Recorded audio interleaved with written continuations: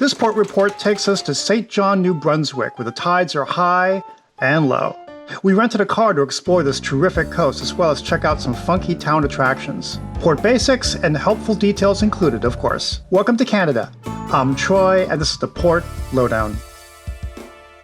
St. John is in South New Brunswick, at the far east coast of Canada. It sits at the Bay of Fundy, which has the highest tidal changes in the world, sometimes seeing differences of 11 to 54 feet. It's also an attractive town and jumping off point to coastal attractions, such as the Fundy Trail and Hopewell Rocks. But here's the rub. These coastal attractions require some travel time. Hopewell Rocks, for example, is a 2-hour bus ride each way. The Fundy Trail is closer by about an hour, but with limited time you can only explore a portion. Or you can stay in town, exploring with some of the tour buses, or on your own. And the town is well suited for simple wandering. It's a small city and the cruise docks are smack in the middle of town. There are 3 terminals all close together: Marco Polo, Diamond Jubilee, and Long Wharf. Marco Polo was our landing terminal and it's the most central one, directly facing Area 506 Waterfront Container Village. More on that later. It's big, clean, with all the basics. Nice large bathrooms,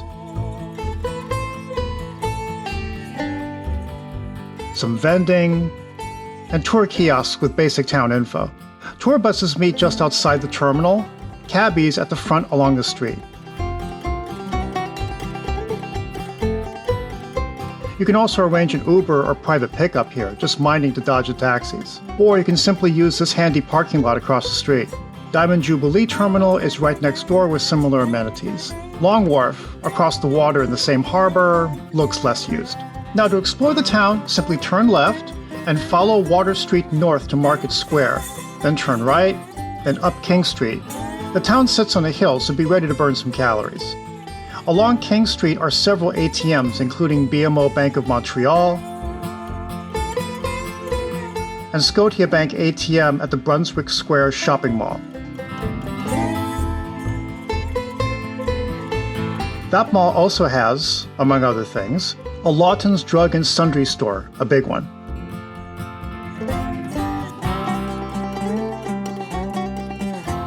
Just a few blocks up from that is St. John's City Market, which is super fun to explore. There's also a tourist information office there that recently opened.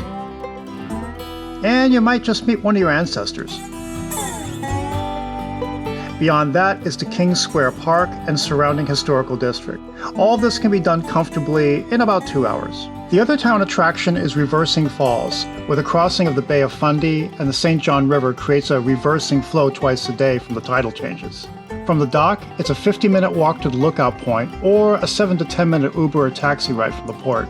Try to ask at the terminal kiosks about the tide conditions for that day to get the best possible action. Now, we opted to rent a car to give us the most flexibility. Car rental's pretty easy here. There's an Avis office just down the street from the port. There's also an Enterprise about 5 to 10 minutes away by car. But Avis was out of cars for the day. As a reminder, book ahead of time and early. So Enterprise it had to be. But no worries. So it was really cool. The guy picked me up in exactly this car, and he signed me off with a computer pad right in this car. We inspected it right in this car in the parking lot at Enterprise, and I drove off with the same car that he picked me up in. I never had that happen before. That's really cool. I gotta say, Enterprise is really rocking my world right now. You get picked up at the port, and you get returned to the port. We decided to head out to the village of St. Martin's and the sea caves to give us a taste of the coast. The passing towns were in fall colors splendor. Did anybody take a picture of that? Robert Frostman makes about this. I know. That's just like, what?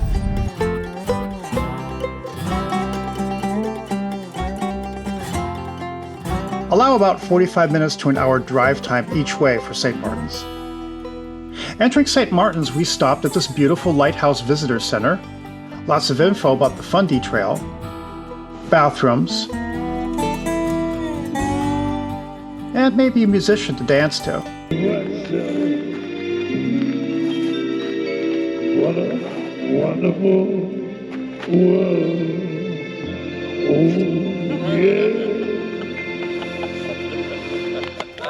The highlights here are these covered bridges.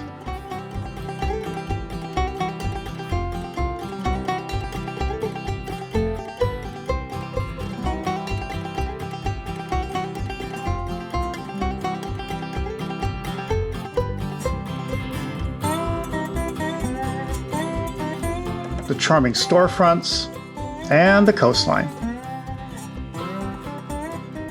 Just a few minutes further is the St. Martin Caves, which also feature a popular restaurant, which was booked solid when we got there, so it might be a good idea to reserve ahead of time if you can. Walk down the heavy rock and pebble floor to the cave, which, if the tides are low enough, you can explore. Be careful not to roll your ankle. Yeah, you have to be careful. You can really twist your ankle doing this, yeah. Or, like us, get as close as you can. A great place to wander, skip stones, and contemplate the area covered in water later in the day. Just walk carefully. By the way, if you're like us and enjoy being an independent and informed cruiser, hit us up with a like. And consider subscribing. We put out weekly videos on port reports, ship tours, and tips.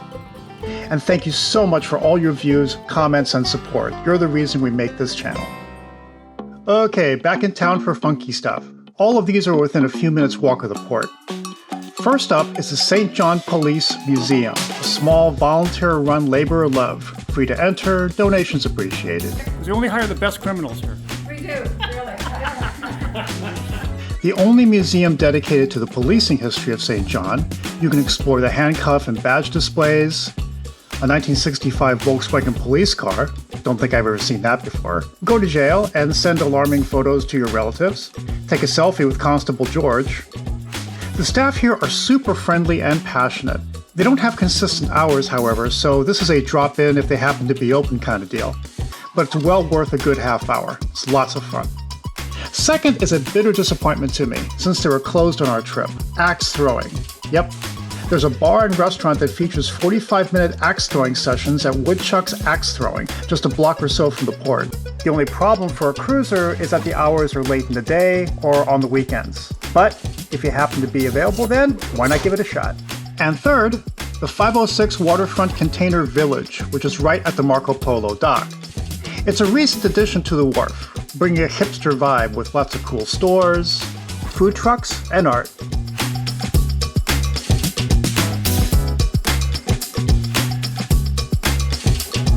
There's also a small but helpful tourist information office, which also has displays on local history.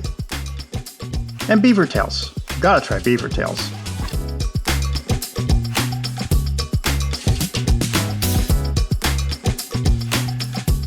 And while I would normally avoid shopping right at the port, this one is for the whole city, so the offerings are pretty cool. Worth at least a half hour or so just to soak it all in.